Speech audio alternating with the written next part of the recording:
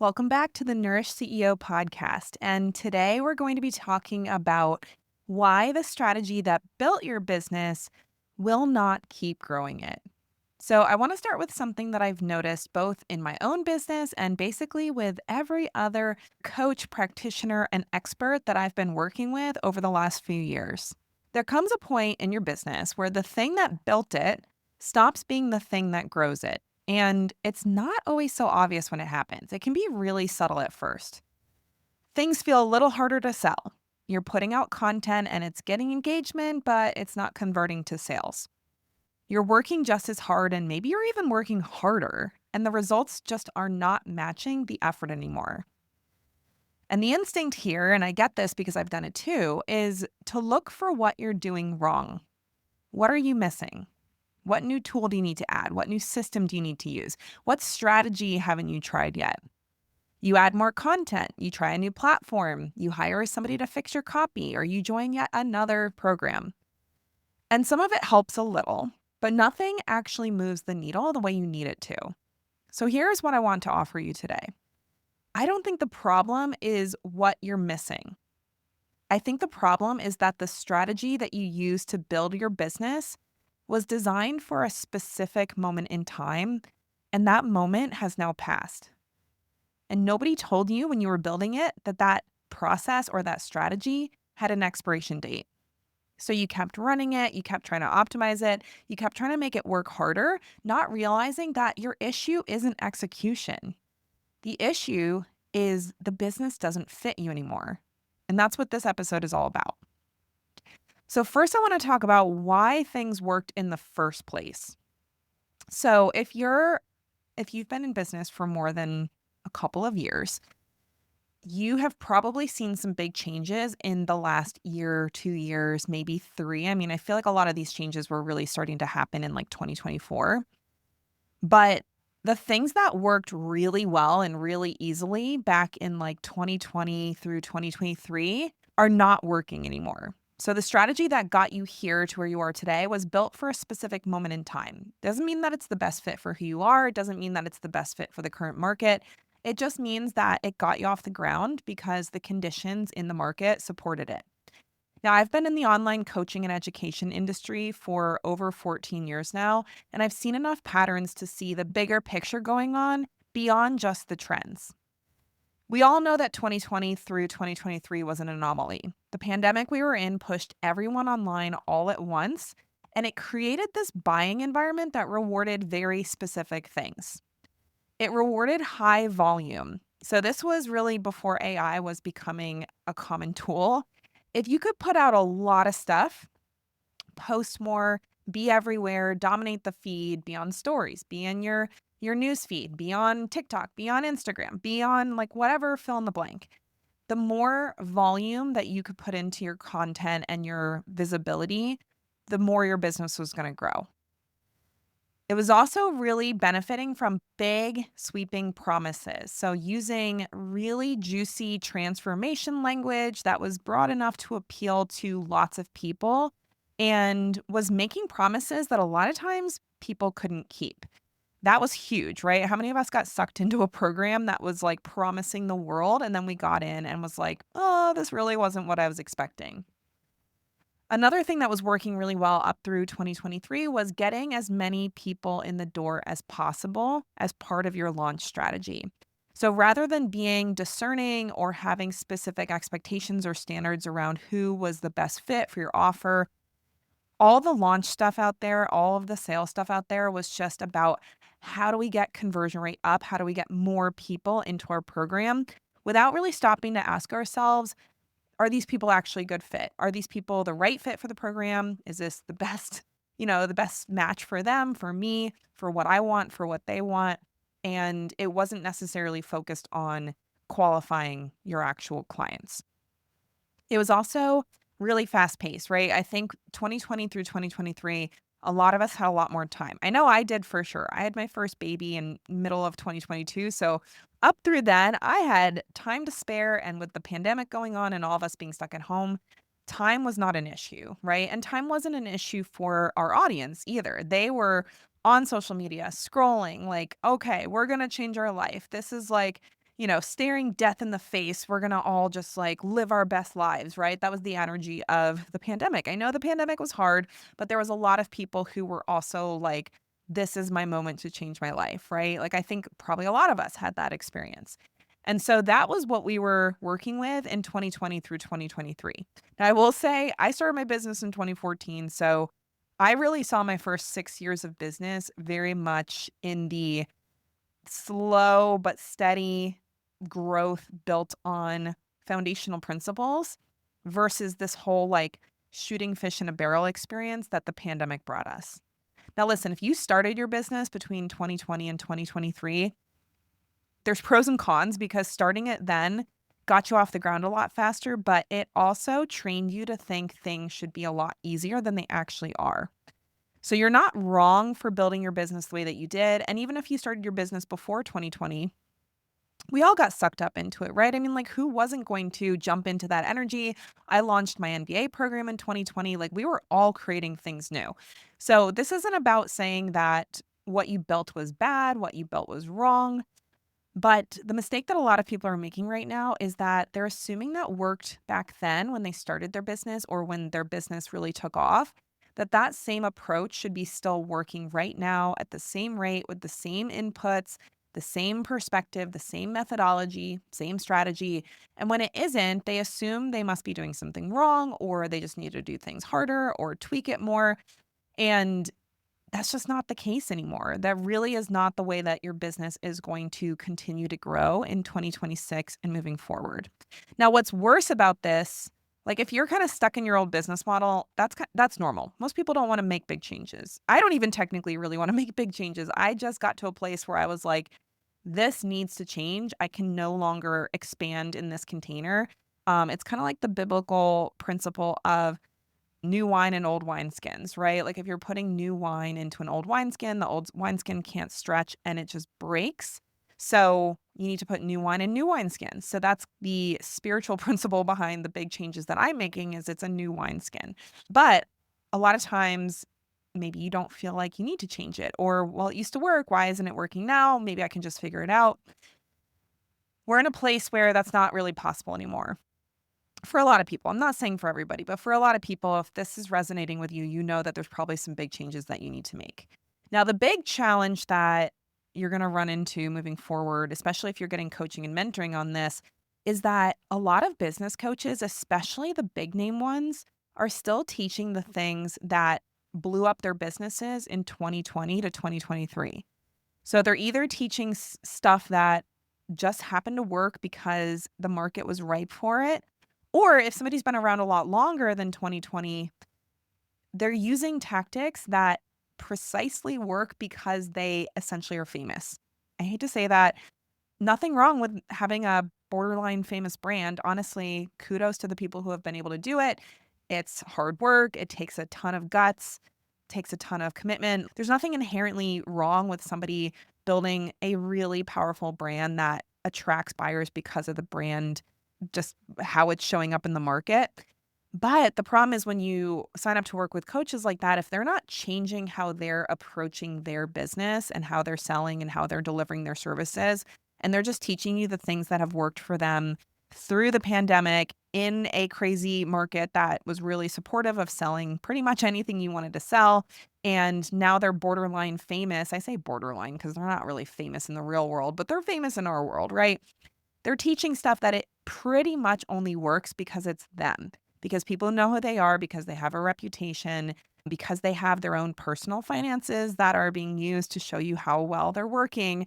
And honestly, it's not a fit for most business owners at this point. So and I'm not specifically saying don't work with somebody who's been in business for a long time or has a really well-known brand. I just think it's really interesting because we see things like, for example, I'm going to just use Amy Porterfield as an example. She shut down her signature offer that has done crazy well over years and years and has moved into a different market, a different service, a different promise. And a lot of people made that mean that that meant courses were dead. Now, I'm not going to get into a conversation here about whether courses are quote unquote dead or not. But I think the interesting thing about Amy is that Amy does have that big enough brand where people will buy stuff just because it's Amy. And so my perspective on this shift that Amy made, moving up market, really focusing more on more advanced business owners, I actually think that that's pretty smart for her to do because one, I'm guessing it's a bigger passion point for her to work with higher level entrepreneurs. And two, she really did need to make some shifts about what she was teaching and how she was teaching it because the stuff that she has taught about, I have not done her old Digital Course Academy program, but a lot of the stuff I would see her put out, I was like, this is like really out of date recommendations.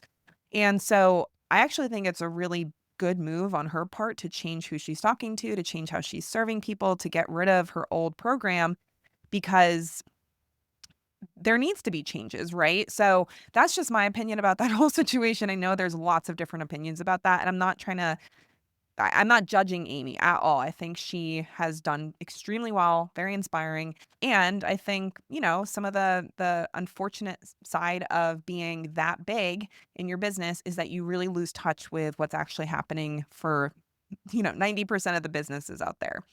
So that's why I'm talking about this stuff right now, because I really feel like most people are so either stuck in the old model or they are like, I used to do this, it used to crush, and now it's like petering along or it doesn't work anymore.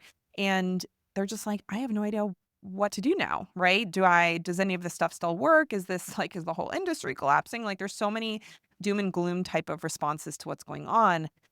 But the reality is that you don't have to give up on your business. If it is struggling, if it is plateauing, if it's like, yeah, you're making money, but it feels really heavy, we can fix it. So I really want to give you some insight into what's going on. And we will be doing a masterclass on March 13th, Friday, March 13th, all about exactly what to do. So I want to just make sure you know about that because I'm really just going to be talking about what's going on in this episode. And I'm going to share with you in that masterclass what to do about it. Okay. So let's talk a little bit about the market shift. I don't want to belabor this point because I know everybody's talking about it. I've done a episode about trends that I'm forecasting, but ultimately we all know that the market has shifted. Buyers are more sophisticated, so they've been through more things, they know more, they have more access to information, they've tried more programs, they failed at more programs, so that means they're more skeptical, and ultimately they're more selective than they were 3, 4, 5, 6 years ago.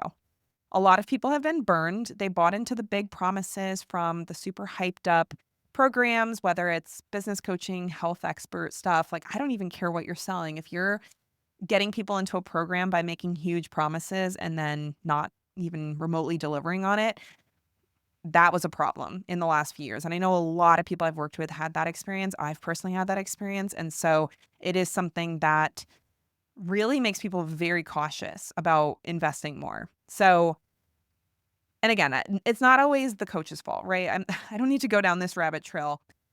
When you join a program, you are responsible for your results ultimately. But I do think there was this wave of people that joined online business because they saw it as a get rich quick opportunity and they learned how to market. They didn't learn how to deliver, but they learned how to market and they focused on dangling the carrots, which, yes, technically that works to make sales. But when those people did not then deliver quality programs on the other side of that payment, it really kind of ruined it for the rest of us, right? Like all of us out there who actually care about our clients' results, want to deliver an excellent product. Like now we're starting to have to battle the fact that people are burnt from bad experiences. And so these big claims without the internal infrastructure to back them up, yeah, they used to convert really well. And, honestly, I think they probably still convert well. I think selling the dream is something that some people do really well. And it is something that some people are better at backing that up than others. And unfortunately, a lot of people will overpromise and underdeliver. So that's a big one. So just the fact that there are so many bad experiences, so many disappointments out there that kind of has made people more selective, more thoughtful about their investments. And I actually think it's a good thing. I don't think anyone should be like blindly jumping into something that they don't have any clue if it's actually a good fit for them. I think it's good to do your homework before you invest in something. But that said, some people are so skeptical that it takes them forever to make a decision versus just spending a little extra time thinking about things.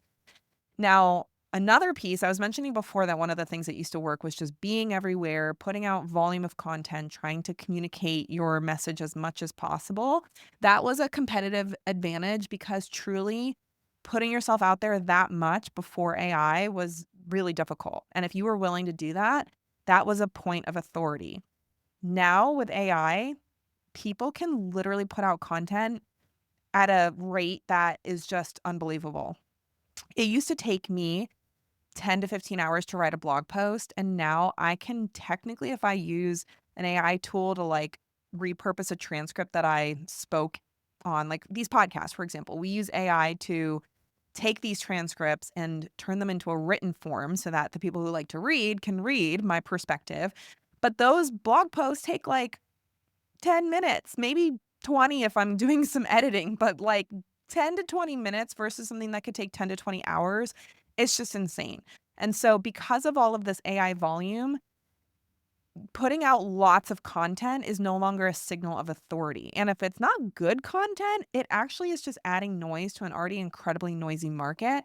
And people are just so exhausted by crappy content. Because again, it's like, yeah, you could put crappy content out before, but you couldn't do a lot of it. But now AI can help you just proliferate garbage. And not everybody's willing to take the time to actually either first of all, go back to like, authentic creation of whether it's spoken, writing, video. I don't really care, but a lot of people won't even do that part, which is honestly where all of our content strategy should come from. But then, even if you use AI, which, like I said, we use it, I'm not anti AI, but people are not even learning how to edit or train their AI tools so that the AI tool is actually reflecting what they talk about, what they believe, their perspective, their insight. And so it's just literally like copy and paste crap that people are putting out. And so there's so much of that that people will get lost in the sea of garbage.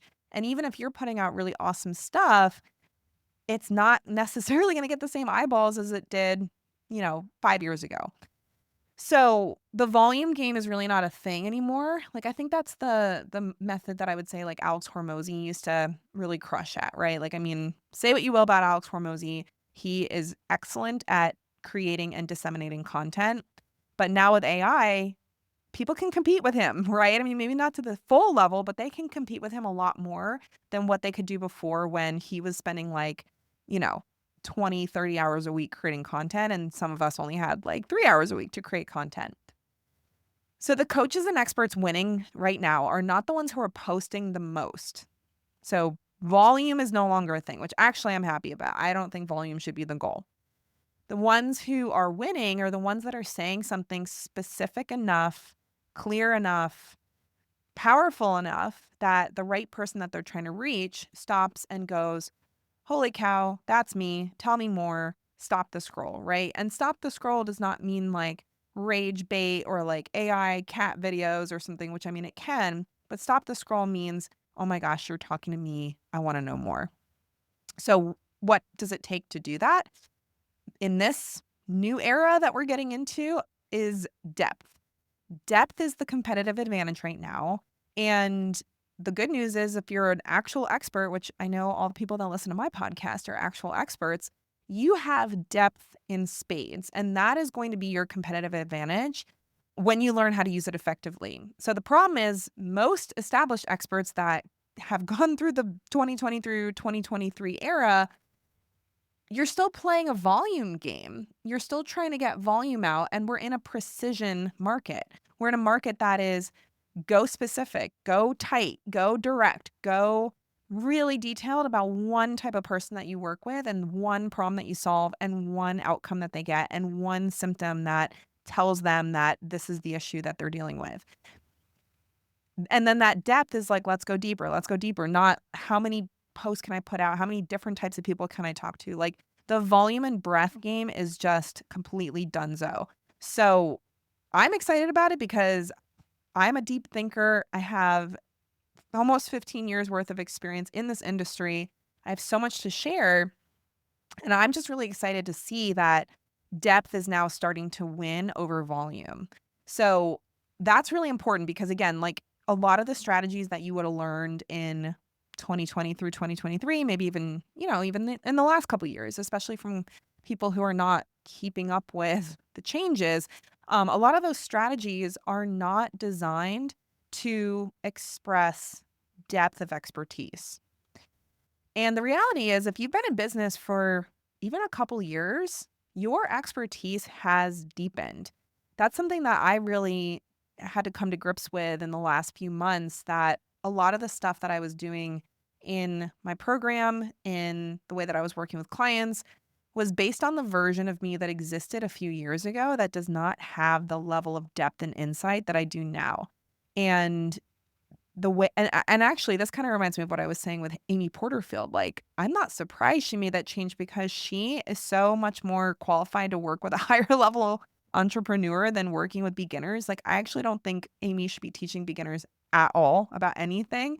And so, when you have gone so much deeper in your expertise, if your business is not coming with that, if your ability to serve people, if your ability to transform lives has grown, you have to make sure that your business is actually reflecting that publicly.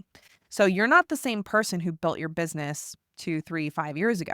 I am for sure not the same person who built my business even 5 years ago. And like I said, I mean, I've been in business for myself for 12 years. I am like a totally different person than I was 12 years ago. And so that is something where we all need to take pauses to reassess, hey, is this still even aligned with who I am, what I believe, what I know, how I can help people, what value I bring to the market? And if it's not, it needs at least an assessment, at least an audit, at least some tweaks. And for some people, myself included, it needed a total renovation. So the offer that you built in, let's say 2021, that was built for the version of you that existed in 2021. 5 years ago, that version of you, I guarantee, has evolved considerably. Whether it's just in your business or like me, my life has dramatically changed since 2021. Going from 0 kids to now 2 under 4. If you're a mom, no comparison, right? And so the version of you that's evolving over the last few years, your business needs to reflect that.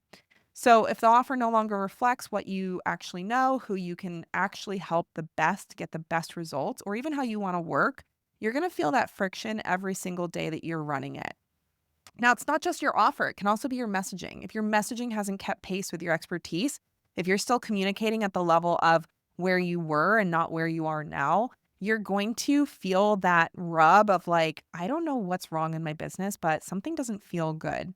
So if you're trying to use the same messaging strategies that worked 3, 5 years ago, it's going to feel like it's fake. It's like putting on somebody else's clothes. It's not going to feel like it fits you, and it's not going to perform as well because you're not your whole self is not behind it. I'm going to talk more about this in the upcoming masterclass, but like when you have moved beyond what the business was built on, it's a mismatch. It just doesn't work anymore. Even if it was good, and even if it technically could be good, or even if somebody else was running it and would do great. Like, that's the crazy thing is I've had some conversations recently with people who talk about their business, talk about their offers. Like, I just had an interview with somebody this week for the podcast that she was explaining how she helps her clients, and in my brain I was like, "Oh my god, this is like exactly what we do in NBA." And not in a bad way, right? Like, I wasn't like, "Oh, like why are we doing the same thing?" I was like, oh, wow, like, she's so jazzed about this. She was, like, almost 30, so, like, 10 years younger than me and, like, super jazzed about the whole thing and, like, honestly quite, I thought, accurate of everything that she was sharing. I was actually really impressed. But it was such an interesting experience to hear her talking about that and being like, "Oh my gosh, that's, like, literally what NBA is just for a different audience." And it made me realize that everything I built, it still works. It still works for a certain person, but I personally had evolved past it, and it wasn't working for me the way that I knew was possible. So, I know this can feel very philosophical, but the reason it's so important is because a lot of you are feeling this way where you're like, I'm tired, I'm burnt out, I don't want to show up, I don't want to create content. Like, I actually just had a conversation with a friend of mine who has a large audience, has, done, I think, like 500 grand in her business in a single year, selling like a lower ticket course and membership. So she's, been around the block. And she was starting to feel like really dragged down by putting content out on Instagram. And I'm not going to tell her story because, like, it's not my story to tell, but she made a really big pivot in her niche to something that she was super passionate about and had like really gotten more passionate about recently. And now it's like she's fully lit up about creating content again. Like, she was telling me yesterday, "Oh my gosh, I feel like I could put like 4 or 5 posts out a day and never run out of ideas."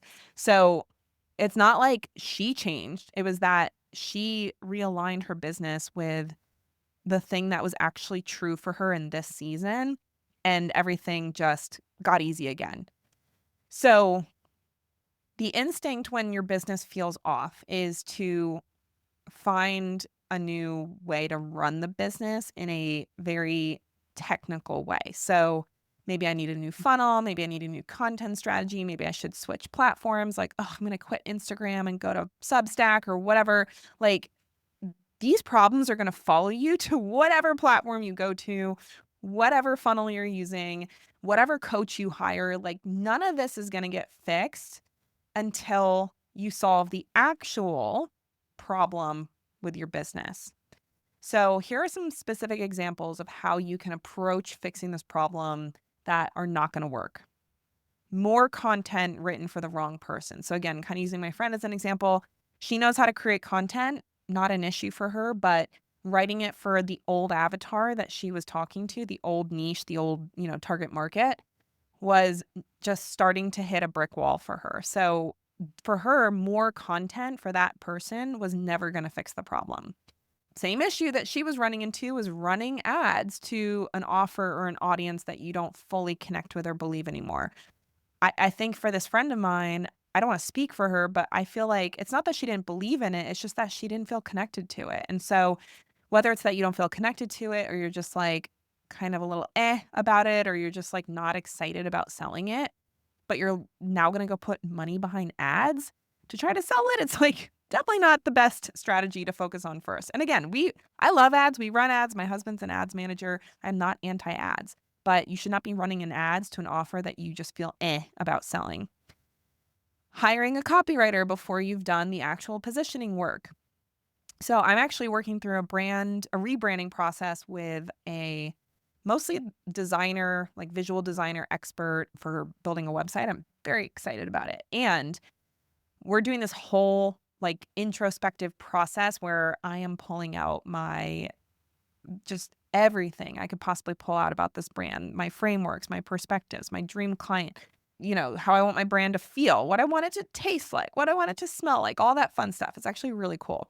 But one of the things I'm going to have to do as part of this process is do the actual copy for the website. And all of this positioning work is coming first, right? So if you go to hire a copywriter and you're still feeling kind of about who you're talking to, you could hire the best copywriter in the world and they could crush it and you still will not fix the problem in your business. Another thing that you might consider is let's try another launch strategy. Let's do a webinar. Let's do a challenge. Let's do a fill in the blank, right? Relaunching the same model and hoping that you're finally going to like have it land differently when you actually don't even feel fully aligned with what you're selling anymore is not going to work. So these are just some examples. There's so many different things that you could be doing. Again, putting out tons of content to try to fix the problem when you're like, I'm not even lit up about this content anymore. It's never going to work. You cannot out execute an alignment problem. I have tried. Trust me, it does not work. I have closed multiple programs down over the last 15 years because I had outgrown it. And it's not a bad thing. And actually, I feel like I'm like turning into a bit of a reinvention queen here because basically what I do is I build something, I grow it, I start to optimize it, and eventually it kind of rubs up into this like, I don't know. Again, I think the old wineskin example is a really great example. It's like it can't stretch anymore. And then I have to get a new container. So for me, I'm like, this is just my thing. I outgrow containers on a regular basis, I would say, every few years. I'd say like less and less because I'm starting to learn more about who I am and what I care about and what's important to me and what I'm here for. But all of that to say, you might be due for a new wineskin instead of just let's try to stretch this thing a little bit differently, right? So what I see happen over and over is that people just keep adjusting the external stuff, the copy, the messaging, the funnel, the content strategy. And not that any of that is bad, but if the internal foundation is not aligned, or if it's shaky, or if maybe you never actually really looked at it in the first place, which is actually more common than you would even think, none of those activities are going to do anything. And this comes from someone who's like a legitimate strategist. We build funnels for clients.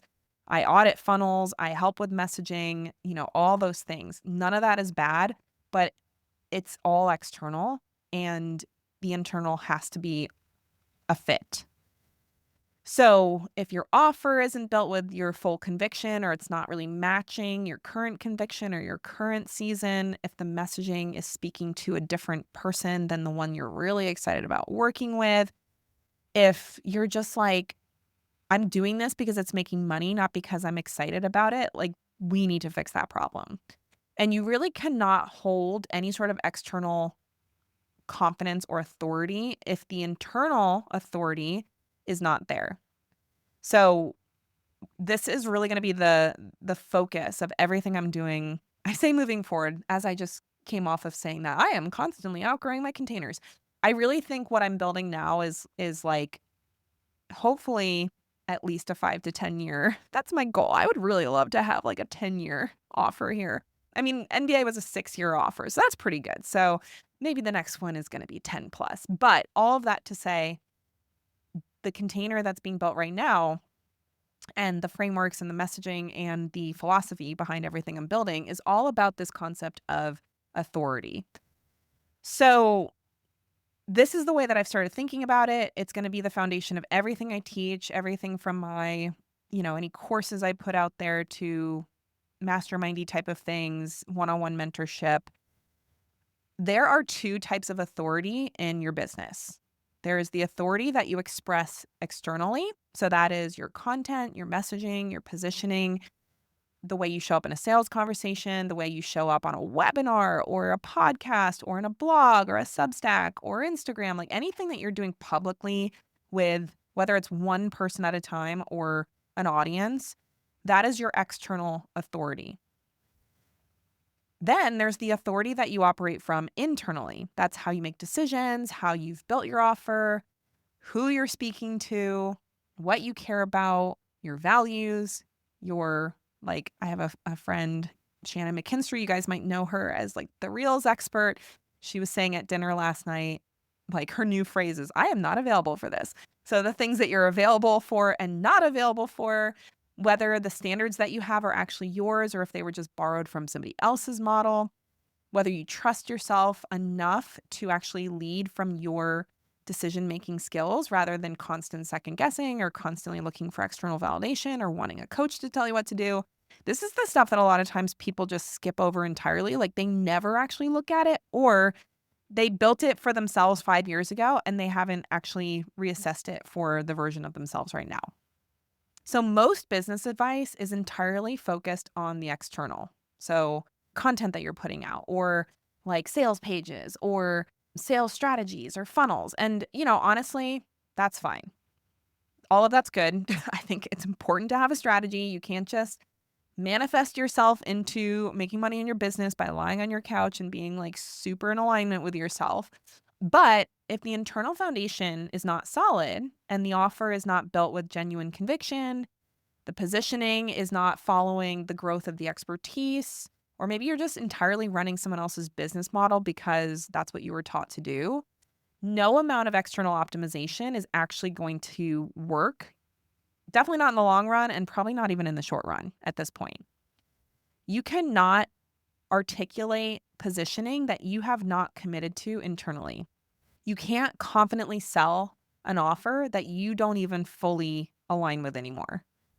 And there's no amount of execution that can out-execute that gap. It doesn't matter how disciplined you are. I will work my tail off. And it's not I don't even know why. I feel like my personality is like, go hard or go home with business. I will just work and work and work and work on something when I have a goal.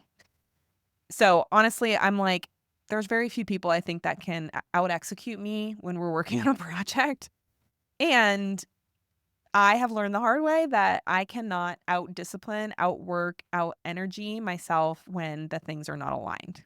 So that's what I mean when I say that this is probably not an execution problem. The external work is downstream of your internal foundation, and most people are trying to fix the external before the internal is either built in the first place, which again, so many people I work with come into our programs with like zero internal foundation. It's really bad. They, even having worked with other very expensive business coaches that gave them a strategy, sent them on their way, and it didn't work. And I'm like looking at this person's business and I'm like, oh my God, you don't even know who your ideal client is. Like, why are you trying to sell anything before you've even figured out who you're talking to in the first place? So there's people that never built the internal foundation in the first place. And then there's the people who, like me, have changed a lot in the last few years and need to reassess the internal foundation because maybe you've been so focused on growing and running your business and I get it. Listen, I'm the primary breadwinner. I'm basically the almost only breadwinner in my house. I've got 2 kids. My baby is still breastfeeding, doesn't sleep through the night. Like, I have a team that I have to pay. We have expenses. I completely empathize with this concept that you're just like nose to the grindstone, right? And so I say this with a lot of empathy. If you're nose to the grindstone for years and you don't pause and actually look at this internal alignment piece, you will look up one day and be like, what the F am I doing? I'm serious. Like, I've worked with so many one-on-one clients recently that are like ready to quit their business, even though they're making like multi six figures, because they have just been so focused on the doing that they get to a place where they're like, I don't even like this anymore. Why am I doing this? And they're like, none of this is what I built this for.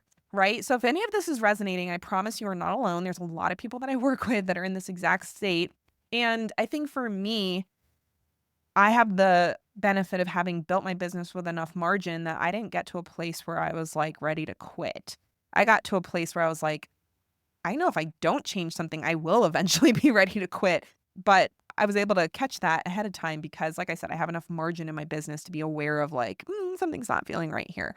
So if that's you, if the business that once felt easy is now feeling heavy and hard and effortful and more hard than it used to be. And again, hard is not specifically bad. We all do hard things. But if it feels so hard that you're like, I don't even want to do this anymore, that, first of all, is not a sign that you need to quit your business. Like, I know you can quit your business if you want, but I know for me and the people that I work with, there's no plan B. You're like, it's entrepreneurship or bust. Like, I can't, there's no way I could have a real job. There's no way I could leave my house for 8 hours a day, put my kids in childcare, not be able to go to the gym, like, have to like request vacation time. There's no world that will ever be a thing for me. And if you're like me, then you're like, yeah, we're in this. There's no choice. So if that's you and you're like, and what I'm doing right now, I cannot just keep doing. That is not a character flaw. That is not proof that you're not cut out for this. This is not a sign that, this is the slow decline to the end. That is simply information that the internal is not matching the external. And what really needs to be looked at is your business model. You don't need to just muscle through and just keep doing things that you hate doing or that are like driving you nuts because it used to work and it's not working anymore. Or, oh my gosh, I'm so tired of doing this. You don't have to keep doing it. You need to look at your business model. And so I really believe that the people who are going to lead and succeed and blow up in their business in the next chapter of this market are going to be the ones who, first of all, pause to look at the alignment piece. Second of all, they're the people who are going to go narrower and deeper. They're going to get more specific about who they serve. They're going to be more precise about how they position, their messaging, their offer, all of that. They're going to be more willing to build from who they actually are right now instead of who they were 5 years ago, or even instead of imitating whoever they learned from. And I want to pause for a second and mention that because I've done it. I've done it way more times than I even like. I wish I hadn't, but I can look at it and be like, that was so I could teach this, right? And so the problem is so many business coaches teach you to just imitate them. And I have spent lots of money on working with people who you get into their program and they're literally just like, here's what we're doing. Go do what we're doing. And it's like, if that's you, if you've been through that, if you have been taught that way, if you were like, and we're going to talk about this later, so I might put a little pin in this. But if you're somebody who's like, I did what I was told to do and it either didn't work or it, I hated it or both, that is a really common thing. I have been in that experience myself, and it does not have to be that way. But you have to make a conscious decision, right? Because if you are just like, I'm just, you know, success leaves clues and I'm just going to like imitate what all the successful people are doing or what I think they were doing or what they say they're doing or whatever, that is something that really needs to just stop. Like, we just need to stop doing that. And you need to work with a mentor if you're going to work with a mentor that does not just say, "Here's what I'm doing, do it." Because that is like the laziest way to teach somebody how to grow a business. And now I'm getting a little soapboxy, but seriously, being like, "Here's what we're doing that's working, just do it like this," is literally the laziest way to teach business. And so, and yeah, some people are cool with that, right? Like they're out there to make good money. They're out there to grow their bank account, to, pad their wallets. And listen, I'm not against people making money. Please hear me. It's not about, there being something wrong with making money, but we all know that there's people out there that are in their business because they just want to make a ton of money and like retire, right? And so if that's the kind of person that you're working with as a mentor, yeah, they're gonna phone it in for how they're actually serving you. They're gonna do the least amount necessary to make the money they wanna make, right? And so for better or worse, I'm sure you're like me if you listen to this podcast, we're the maximalists. I'm gonna serve with excellence, even if it means that I'm, sacrificing myself and, we're gonna stop doing that. But if that's what you were taught to do, then you actually need to kind of train yourself out of that. I had to do it. It's literally been like therapy, introspection, like putting the blinders on, unfollowing people. Like there's been so much stuff I've had to do in the last couple of years to be like, I am not doing it like that anymore because that's some bullshit. Excuse my language, but basically just being like, yes, I can have a mentor. And honestly, I've worked with some mentors recently that are awesome, that are not just like, do what I did, like love them. But when you've come from that experience of like everything that they're teaching you is like, just here's what, like, look at what we're doing. Here's what we're doing. It just basically makes you feel like the only way to succeed is by imitating other people. Like, I don't know how else to say it. It just trains you to think, if it's working for them, that's what I need to do. And that's not true. It's not true at all, and it's actually kind of harmful. So, apologies for the soapbox, but that is what really is like the fire behind what I'm creating right now is this desire to, first of all, go back to the foundational basics of everything that I've learned in the last 15 years about running a business that really has not changed, and really looking at that through a lens of how does this work for me? And then how can I teach that? Because just because it works for me doesn't mean it's going to work for you, right? And so I'm going super, super deep on actually how do I transfer this skill to my clients so that they can now look at their business and make decisions from their own inner authority so that the things that they're building are in alignment with who they are, what they believe, what they're here to do, how they want to run their business, what they want their work-life balance to look like, and how they want to show up in the world. So this is I maybe you're catching that I'm very excited about this, but this is something that I am seeing as trends. I'm seeing this in conversations with other multi-six, seven-figure plus business owners, and this is where the market is going. So get in, loser. We're going to the authority side of the business. So all of that to say, sorry, a little Mean Girls reference. This is truly where the market is going, and this is what I'm going to be talking about moving forward. So if this is resonating, if you're like, hell yes, this is what I want, this is what I've been waiting for, how do I do this in my own business? This is exactly what we're working through together on March 13th in my free live masterclass coming up called Own Your Authority. It's all about why more strategy has not moved the needle in your business, the things that are actually important to look at, how to actually show up as an authority that is in alignment and in integrity with who you actually are, And I'm going to walk you through the 5-phase sequence for auditing and fixing your business so that it is built on something that can last. So, if you are an established coach, expert, practitioner, somebody who's been in business for at least a year, maybe even longer, 5, 10 plus years, and you know something structural is off, you know that things are feeling heavier than they need to feel, that all this effort is not giving you the reward that you know you're seeking, that you're smarter than what your, results are showing, like just that feeling of like, oh, like I know that I'm better than this. I know I have more to offer than this. I know that this business is not, I have not peaked. This is for you. So I'm going to invite you. Link is in the bio. You can also go to lauraschoenfeld.com/masterclass. You can also DM me on Instagram, the word masterclass, to sign up, join live. It'll be interactive. There will be an opportunity to ask questions. We're going to go deep dive into all of these frameworks that I've been building to really help you own your authority. And all registrants will get access to the replay. So the link is in the show notes. I hope you'll join me there. If you are going to join me, whether it's live or for the replay, make sure you take your CEO quiz, your What's Your CEO Type assessment. We've been getting such great feedback on that. And we're going to talk about how this authority method really affects different CEO types differently, because the way that you build inner and outer authority as a CEO and an expert is going to look different depending on who you are and how you lead. So take the What's Your CEO Type quiz and sign up for the masterclass. I'll see you on March 13th for that deep dive.